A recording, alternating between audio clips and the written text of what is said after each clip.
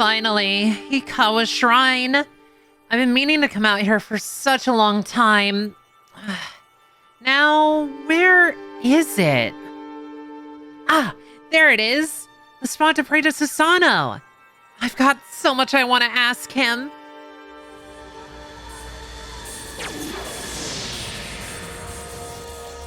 Whoa, that actually worked? Hello, Mr. Susano'o. Hello, worldly child. You made one heck of an offering. What is it you wish to speak to me about? Well, I wanted to speak to you about two things, actually. But first, I was hoping you'd spar with me so I could learn a thing or two from you. And after we're done, I was wondering if you could put me in contact with your siblings, because I want to talk to them too. Well, since you did give quite the generous offering, and it's been a while since I've been in a worthy scrap, you have a deal. Yes, sweet. Let's do it then. Have at thee then, mortal. This will be a revel for the ages.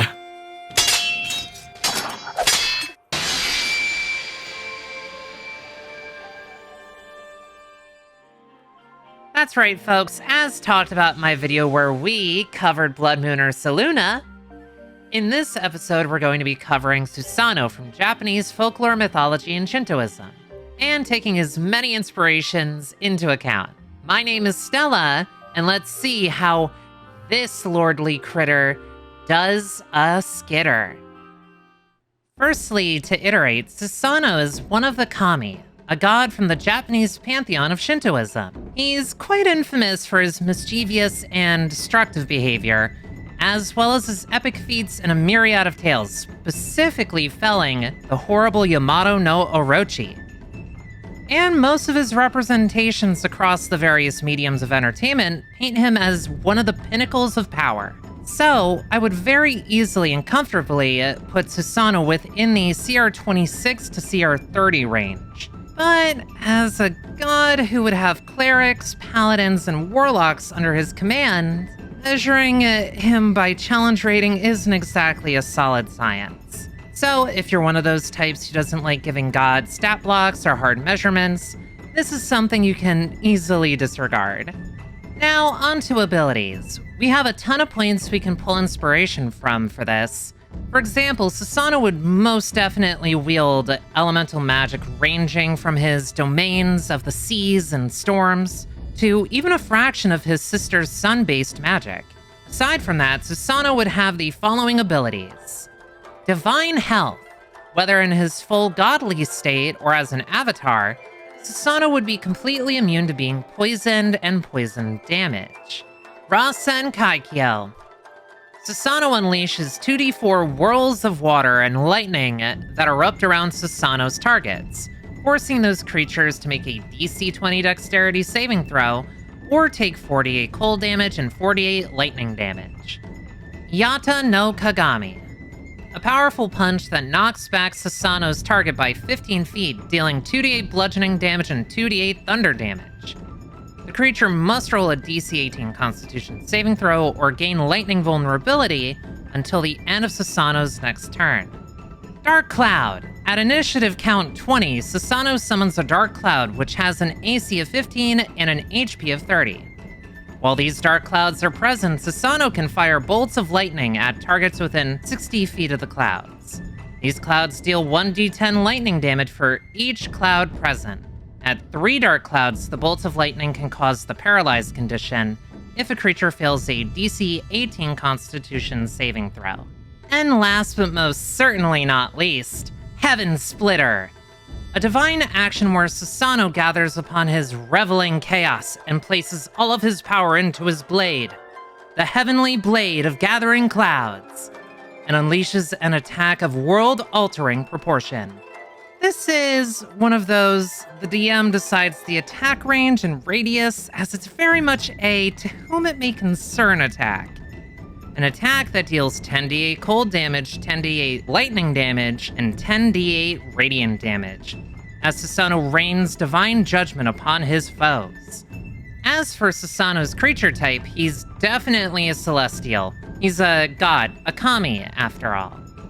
However, Susano'o's demeanor tends to be rather chaotic, mischievous, and moody at best, and destructive and vengeful at his worst. There are even times where he'll go so far as to strike someone down without any real warning or cause, but he has shown that he's capable of feeling deep remorse.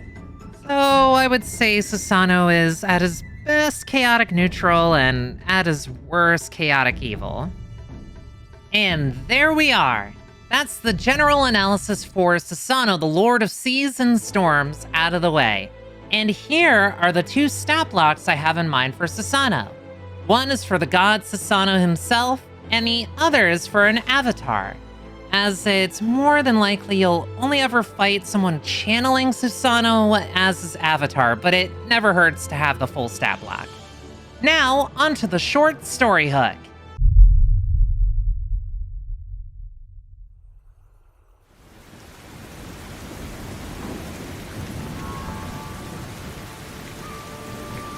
By my divine will, I've called your party here today to assist me in a most important battle.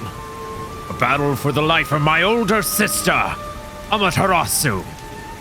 Our enemy is Yamato no Orochi and his army of demons. A frightening foe, I know, and some of you may even die. But it's a risk I'm willing to take for my sister.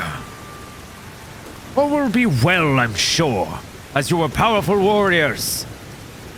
And I am entrusting you with taking care of the demon minions of Yamato no Orochi.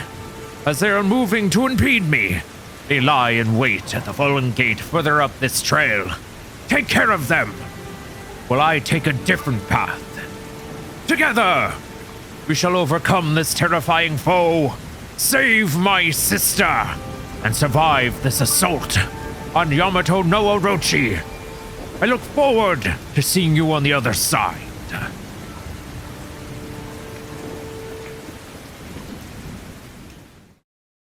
And with that, we have another episode in the books. Aren't you proud of me for not making any "you are the storm that is approaching" jokes? I sure hope so, because writing the script without making one was rather daunting. Are you ready? Let's rock! Let me know what you think about Susano'o's stat blocks, and if you'd be interested in me building some subclasses around Susano'o in the comments. For now, though, we're done. Time to clear out. Don't forget to like, comment, and subscribe. Bye-bye!